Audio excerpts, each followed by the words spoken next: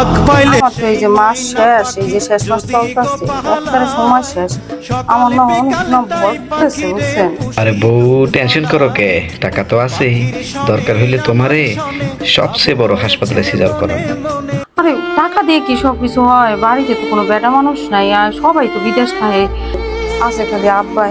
আব্বাই তো একটা বুড়ো হয়ে গেছে গা, মনে করেন আমার যদি হঠাৎ করে ব্যথা ট্যাথা উঠে, কি আব্বাই আমার হসপিটাল নিয়ে যেতে পারবো?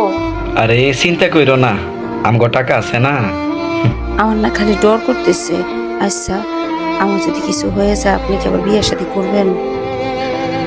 বুঝলাম না, আজকে সারাদিন একটা ফোনও দিল না। আমার মনের আর কিছু হইল না তো। বাবারে ফোন দিলাম, বাবাও ফোনটা উড়াইল না। খুব টেনশন হইতেছে। মা, কি হইছে? কান্দো কে? আব্বা কই? ময়না কই? বাজার রে, আমরা ওনা হাসপাতালে বাজার মেলা রাইতে ময়নার ব্যথা উঠছিল বাজার। বাড়িতে তো কোনো বেটা মানুষ নাই রে বাজার। অ্যাম্বুলেন্সের লাগে অপেক্ষা করতেছিলাম রে বাজার। অ্যাম্বুলেন্স আইতে সব শেষ। ওমা, আমার ময়না আমার এমনি ফাঁকি দিয়ে চলে গেল।